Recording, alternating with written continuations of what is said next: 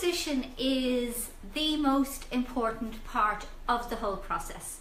If you like, you could think of it as designing your painting, and as such you are making the decisions about what's going to go in, what viewpoint you're going to take. You're basically deciding how this picture is going to look. If we don't put the time into getting that right at the beginning, then no amount of fussing, no amount of fabulous brushwork or great technique or anything else is going to make this a brilliant painting. We've got to get the composition right at the beginning. We're going to look at some tools and some rules that are involved in creating a good composition. The first thing to understand about technique is that what we are trying to do is to create a picture or a painting, or if you're working in something else like ceramics, or that's 3D, or in textured stuff, it still applies that we are looking for something that is pleasing to the eye, something that works. It doesn't matter if it has a quirk, it doesn't matter if it's not perfect, but the overall picture needs to be pleasing to the eye. The next thing is that with our compositions, that they need to have a story.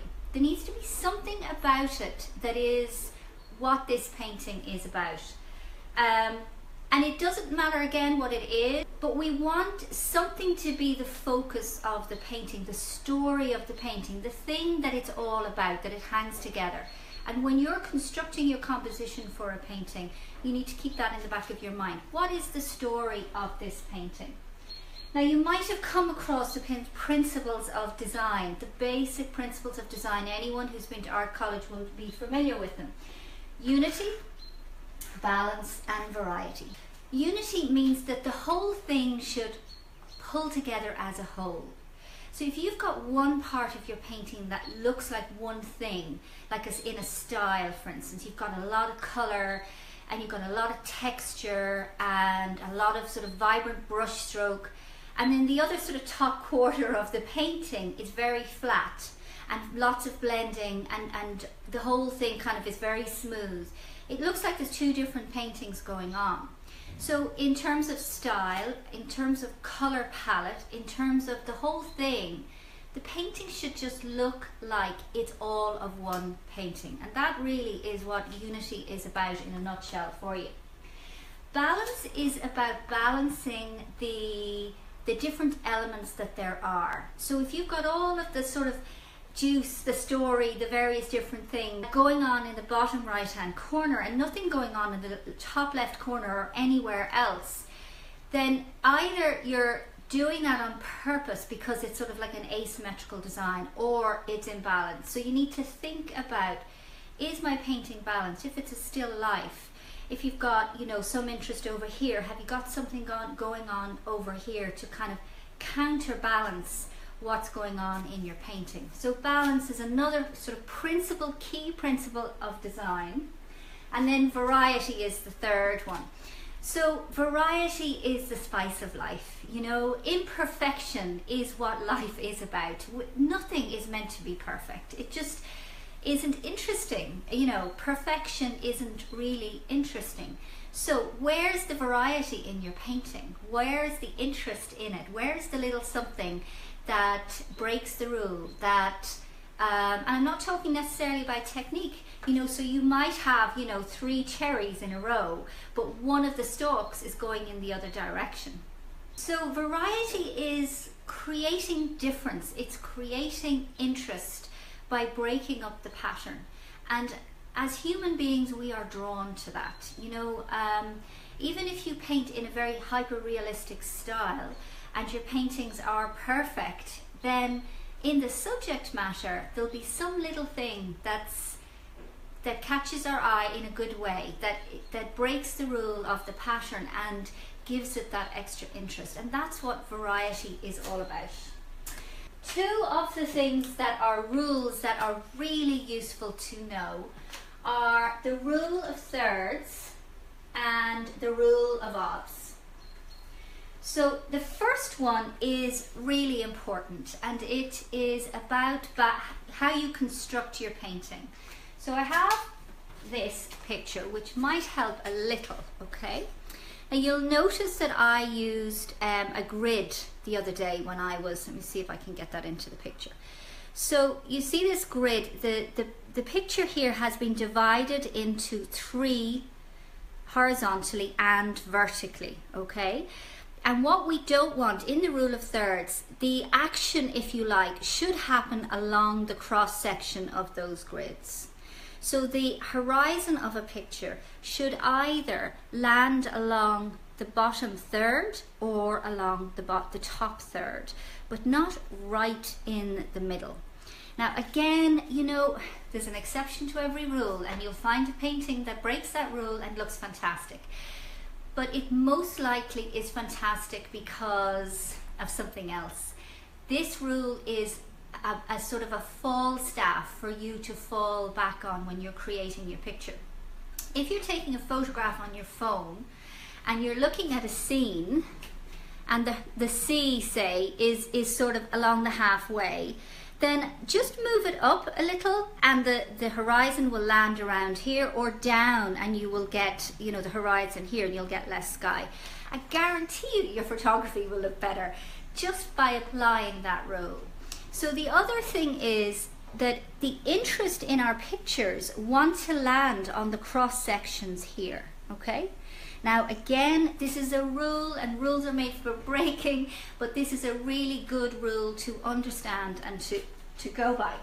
So that is the rule of thirds. So essentially with the rule of thirds, the action is happening in the cross sections of the grid, okay?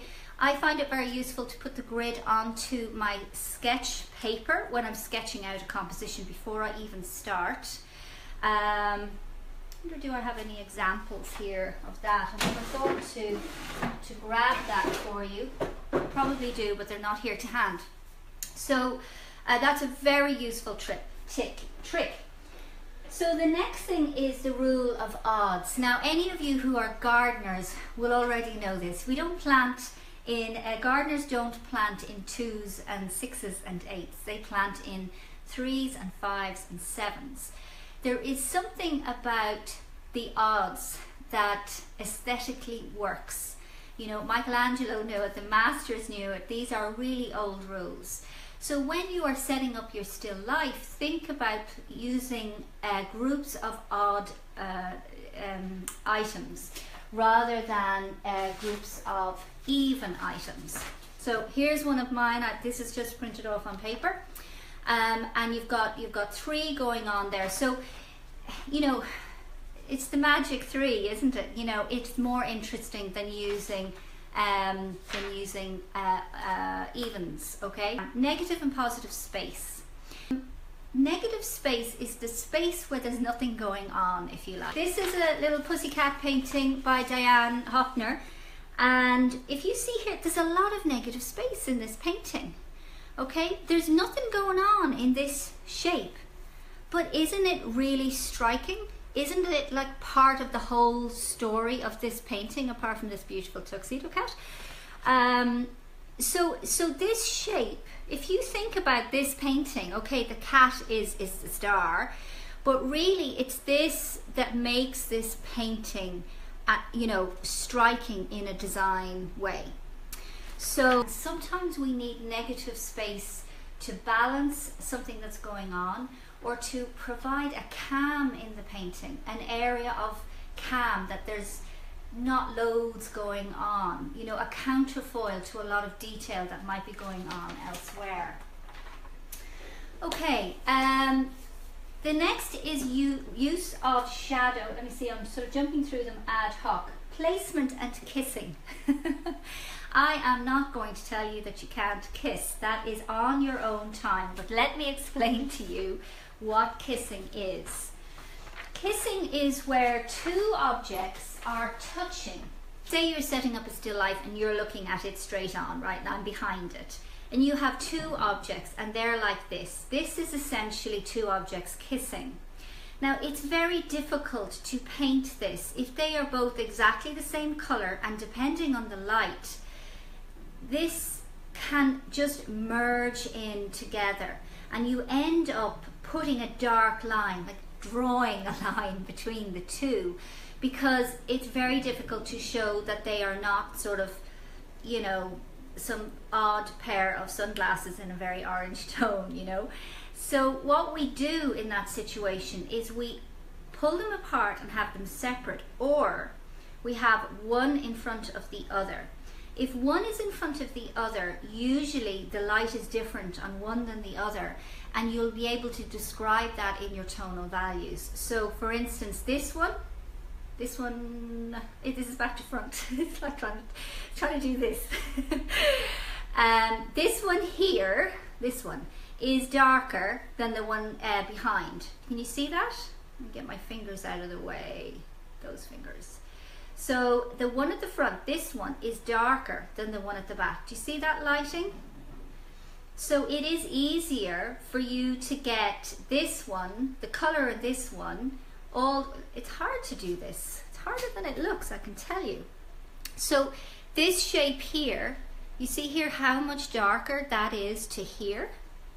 So by the tonal value itself is making this much different to this. By putting this one in front of this one here, we get away from that stuck together look, all the same tone across. Let me give you an example of a painting, another one of my paintings. So do you see here that the pictures, they're actually not kissing, they're overlapping. And you see the lighter color here and the darker color here. So it makes this apple look like it really is coming forward. Now these two are closer together, but it's easier here because this fella here, the green fella, is green obviously, so that's kind of visually easier. If this had been any closer to the edge, even a fraction, it would have looked odd. It would have been kissing the edge, and we don't go for that in this day and age. So over here we've 2/3 of the apple included in the painting, but it's cut off. And the other thing that is included here is the shadow. So we'll come to that using the shadow as part of the composition. Okay. So that's placement. That is what I mean by placement. Making a decision as to what is going to be included in the composition and what isn't. And you get to play God in this. You're the artist, you make the decisions. The next thing that I want to talk to you about is the use of diagonals in your composition. So I have a lovely example here. We had a beautiful exhibition here in Dublin of Gabriel Metsu a couple of years ago, and here is one of his paintings. I'm going to have to do it this way because clearly pointing is problematic for me. So what I want to sort of describe to you and show you in this painting is the use that he has of diagonals. So do you see that this here, from her foot, from her shoe, all the way up through the bodice, through this here, through to the side, is a diagonal. And then we have a shadow of the diagonal going down here. We have the dog looking up. Can you see the wee dog? Looking up at this lady here. So our eye follows where he's looking, okay? We also have, let me see what else we have going on here. We have this line here, right? So this line is bringing us up through the table. Can you see that? Up here through the table and up to the bottom of the bodice.